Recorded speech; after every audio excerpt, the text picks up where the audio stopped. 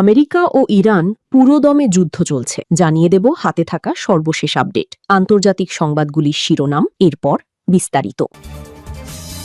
না পেরে শিশুর মতো অভিমান আমেরিকার। ১৯৫৮ সালের ৫ ফেব্রুয়ারি রাতে আমেরিকার জর্জিয়ার আকাশে এক ভয়াবহ বিমান সংঘর্ষ ঘটে।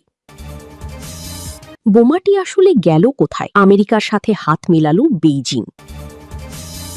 একটি নয়, দুটি নয়, ৩৫০ মার্কিন টার্গেটে নির্ভুল আঘাত ইরানের ওপর।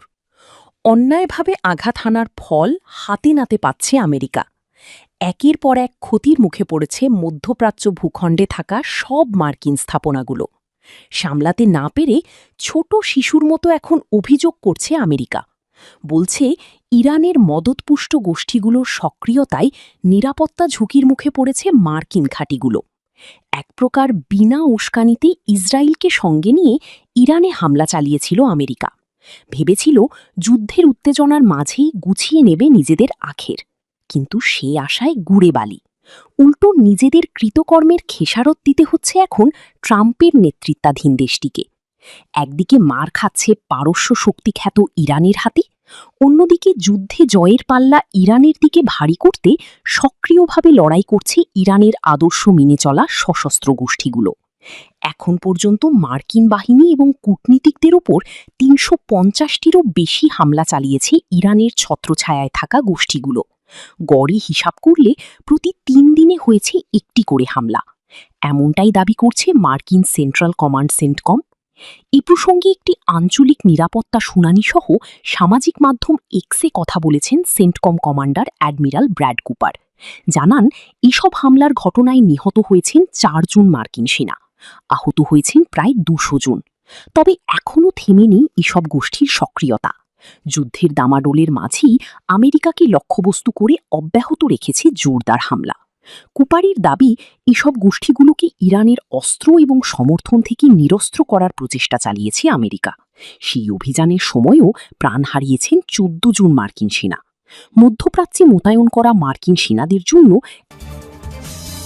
চীন সফরে গিয়ে হ্যাকিং আতঙ্কে যুক্তরাষ্ট্রের প্রতিনিধি দল। বেইজিংয়ের দেয়া উপহার ও মোবাইল ফোন ডাস্টবিনে ছুড়ে ফেললেন ট্রাম্প সহ মার্কিন বাহিনী। ওয়াশিংটনগামী বিমানেও রাখা হয় নজিরবিহীন নিরাপত্তা ব্যবস্থা। দেখা জাদু বলে ভেস্তে গেছে চীন যুক্তরাষ্ট্র বাণিজ্য চুক্তি। ঐতিহাসিক বেইজিং সফর শেষে অনেকটা খালি হাতে ফিরলেন ডোনাল্ড ট্রাম্প। আলোচনা ফলপ্রসূ হয়েছে দাবি ওয়াশিংটনে। হুরমুজ নিয়ে ইরানের নতুন পরিকল্পনা। যে কোনো সময় আরোপ করা হতে পারে অত্যাধুনিক নিয়ন্ত্রণ ব্যবস্থা। জলপথে জাহাজ চলাচলে মার্কিন মিত্রদের কোনো ছাড় না দেওয়ার হুঁশিয়ারি। অবশেষে বহুল আলোচিত বারমুডা রহস্য উন্মোচন। বিজ্ঞানীদের গবেষণায় ভূগর্ভে মিলল বিস্ময়কর গঠন। সমুদ্রতলের নতুন আবিষ্কার ঘিরে ব্যাপক কৌতূহল। ইরান যুক্তরাষ্ট্র উত্তেজনা ঘিরে অস্থির স্বর্ণের দাম। বিশ্বের সঙ্গে তাল মিলিয়ে অস্থিতিশীল দেশের বাজারও। সহসায় মুক্তি মিলবে না শঙ্কা বিশ্লেষকদের। চীনের প্রেসিডেন্ট শি জিনপিংয়ের সঙ্গে বৈঠকের জন্য বেইজিং সফরে গিয়ে কঠোর নিরাপত্তা ব্যবস্থার মধ্যে ছিলেন মার্কিন প্রেসিডেন্ট ডোনাল্ড ট্রাম্প ও তার সফরসঙ্গীরা।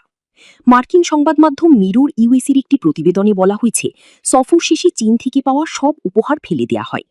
এমনকি সফরে ব্যবহৃত বিশেষ বার্নার ফোনও দেশে ফেরার আগেই ধ্বংস করা হয়। প্রতিবেদনে বলা হয়, সাইবার নিরাপত্তাজনিত ঝুঁকি এড়াতে ট্রাম্পের সফরসঙ্গীদের ব্যক্তিগত মোবাইল ফোন, ল্যাপটপ বা অন্য কোনো ইলেকট্রনিক ডিভাইস সঙ্গে নিতে নিষেধ করা হয়েছিল।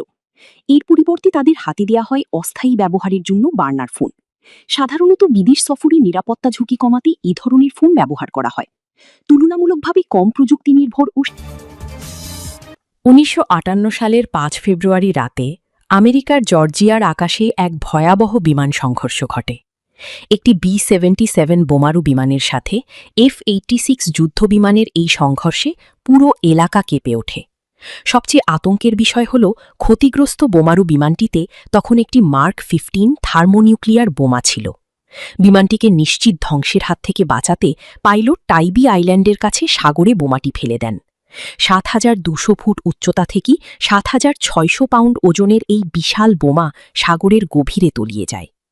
এই বোমার ধ্বংসক্ষমতা হিরোশিমায় ফেলা আণবিক বোমার চেয়েও ১০০ গুণেরও বেশি ছিল। মার্কিন সামরিক বাহিনী এই হাইড্রোজেন বোমা খুঁজে পেতে ১০ সপ্তাহ ধরে এক বিশাল অভিযান চালায়। নৌবাহিনীর ডুবুরি এবং মাইনসুইপার জাহাজসহ আধুনিক সব প্রযুক্তি ব্যবহার করা হয়। কিন্তু জর্জিয়ার উপকূলে সাগরের তলদেশে জমাট কাঁদা আর পলিমাটির নিচে বোমাটি অদৃশ্য হয়ে যায়। শেষ পর্যন্ত মার্কিন প্রতিরক্ষা দপ্তর এই শক্তিশালী অস্ত্রটিকে চিরতরে হারিয়ে গেছে বলে ঘোষণা দেয়। আমেরিকার সরকারি নথিতে এই বোমাকে পুনরুদ্ধার অসম্ভব হিসেবে নিশ্চিত করা হয়। তবে এই বোমার ভেতরই সক্রিয় পারমাণবিক কোর ছিল কিনা তা নিয়ে আজও গভীর বিতর্ক রয়েছে। ১৯৬৬ সালে আমেরিকার এক সরকারি চিঠিতে এই বোমাকে একটি সম্পূর্ণ এবং পূর্ণাঙ্গ পারমাণবিক অস্ত্র হিসেবে উল্লেখ করা হয়। ফলে হারিয়ে যাওয়া এই বোমা জর্জিয়ার উপকূলীয় অঞ্চলের মানুষের জন্য এক দীর্ঘস্থায়ী উদ্বেগের কারণ হয়ে দাঁড়ায়। ২০০৪ সালে এই এলাকায় তেজস্ক্রিয়তার সন্ধান পাওয়া গেলেও তা প্রাকৃতিক বলে উড়িয়ে দেওয়া হয়। বিশেষজ্ঞদের মতে এখন আর এই বোমাটি নিজে থেকে বিস্ফোরিত হওয়ার কোনো আশঙ্কা নেই। তবে এর ভেতরে থাকা বিস্ফোরক বিগত দশক ধরে পারমাণবিক অস্ত্র তৈরি পুরো ইরানি জাতির স্বপ্নতে পরিণত হয়েছে।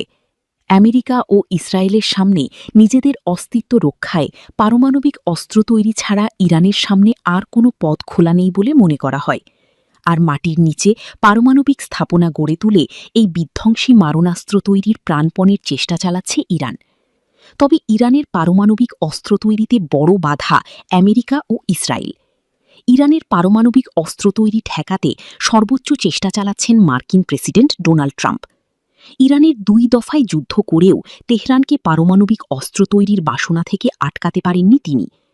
চীন সফরে এসে ইরানের পারমাণবিক কর্মসূচি ইস্যুতে চীনা প্রধানমন্ত্রী শি জিনপিংয়ের সঙ্গে আলোচনা করেছেন ট্রাম্প। ইরানের কাছের মিত্র হিসেবে চীনা প্রেসিডেন্টের ইরানের পারমাণবিক অস্ত্র তৈরি ঠেকানোর বিষয়ে সহায়তা চেয়েছেন তিনি। ট্রাম্পের দাবি জিনপিং তার সঙ্গে গুরুত্বপূর্ণ